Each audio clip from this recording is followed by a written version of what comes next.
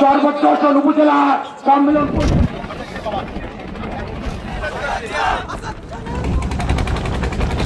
পক্ষ থেকে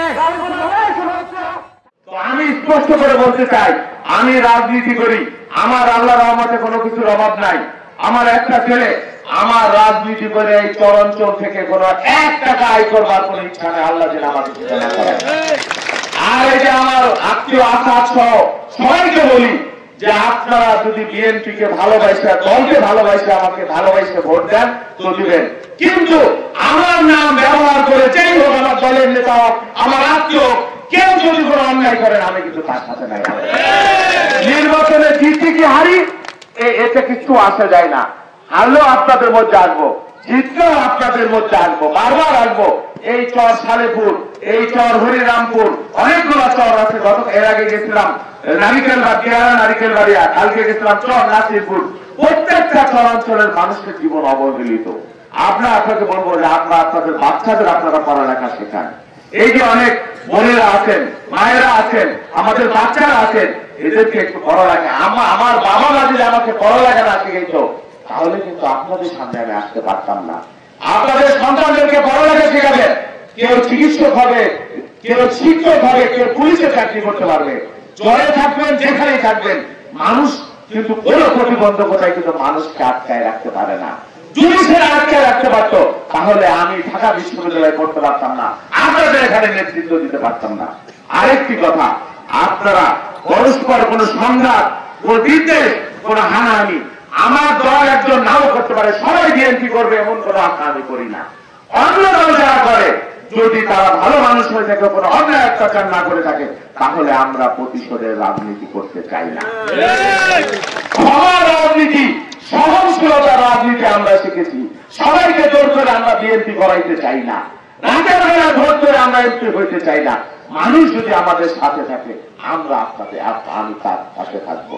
আমি সারা জীবন আমার কর্মীর জন্য আমার স্ত্রীকে একটা শাড়ি রাখে দিয়ে আমার কর্মীর বিপদে তার পাশে দাঁড়াইছি। কর্মীর বিপদে কোনোদিন ফেলে যায় না। আপনারা যদি আমার পাশে থাকেন, একটা ভোট দেন, বাকি জীবন আমি আপনাদের খেদমতগার হিসেবে, গোলাম হিসেবে, শাসক হিসেবে না, ইনসাফ প্রতিষ্ঠার জন্য আমি আজকে কমিটমেন্ট করে গেলাম। মানুষের ভোটকে আমানত হিসেবে আমি গ্রহণ করবো ইনশাল্লাহ। ইনশাল্লাহ এই চর সালেপুর আমি আবারও আসবো। এই চর সালেপুরের সাথে আমার যে আত্মীয়তার সম্পর্ক, ব্যক্তিগত সম্পর্ক, এত মানুষ আপনারা এখানে আসছেন, এখানে আসলাম। ইনশাল্লাহ এই নির্বাচনের আগে আসবো, নির্বাচনের পরে আসবো। আপনাদের এখানে স্কুল, কলেজ, শিক্ষা প্রতিষ্ঠান বা হাসপাতাল যা যা করবার আল্লাহ যদি আমাকে সুযোগ দেয়, আপনারা যদি আমার পাশে থাকেন, ইনশাল্লাহ আপনাদের পাশে আমি থাকবো। আমার জন্য আপনারা হাত বাড়িতে নামলে আমি গলা বাড়িতে নামবার জন্য প্রস্তুত। আমি সারাদিন রাজনীতি করি, সকাল থেকে রাত 12টা, 1টা, 2টা, 3টা পর্যন্ত। আমার এই গ্রামে একটা বাড়ি আছে, মহিলা রোডে, সদরপুরে আমার একটা থাকবার জায়গা আছে, ঢাকায় আমার একটা ছোট্ট বাসা আছে, আপনাদের জন্য উন্মুক্ত, শহরের মানুষের জন্য। যখন আসবেন, যে আসবেন, আমি সব কিছু হয়তো করে দিতে পারবো না, আমি সুপারম্যান না, সুইচলে হয়ে যায় না। আল্লাহ যদি এমপি বানায়, আল্লাহ যদি সম্মান দেয়, ইনশাল্লাহ আপনারা যদি আমার সম্মান বৃদ্ধি করেন, তাহলে আরো ভালো করে, আরো বেশি করে আপনাদের পাশে আমি থাকতে পারবো। আপনাদের ছেলে মেয়েদের পড়ালেখার জন্য, চাকরির জন্য আমার চাইতে বেশি আগ্রহ করতে পারবো বলে। যাই হোক, আজকে আর বেশি বক্তব্য দেন না, আমার জন্য দোয়া করবেন। আপনাদের কাছে আমি সাহায্য চাই, আপনাদের ভোট চাই। এখানে বাড়িতে যারা আপনাদের স্ত্রী পরিজন আছে, তাদেরকে আমার সালাম বলবেন এবং তাদেরকে ভালোবাসবেন, আপনার প্রতিবেশীদেরকে ভালোবাসবেন। আপনি যদি আপনার পরিবারকে ভালোবাসতে না পারেন, তাহলে আপনার আত্মীয় পরিজন, প্রতিবেশীকে কিভাবে ভালোবাসবেন? তাহলে আপনার দেশকে কিভাবে ভালোবাসবেন?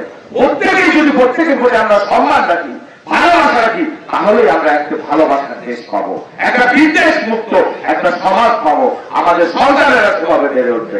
আমি আজকে আর বক্তব্য দীর্ঘায়িত করতে চাই না। আপনাদের সাথে বারবার দেখা হবে ইনশাল্লাহ, আবারও আমি আসবো, অনেকবার আসবো ইনশাল্লাহ, আপনাদের সুখ দুঃখের অংশীদার হিসেবে থাকবার জন্য। সবাইকে ধন্যবাদ। আল্লাহ হাফেজ। বাংলাদেশ জিন্দাবাদ। বেগম খালেদা জিয়া অসুস্থ, তার জন্য দোয়া করবেন, তারেক রহমান সাহেবের জন্য দোয়া করবেন।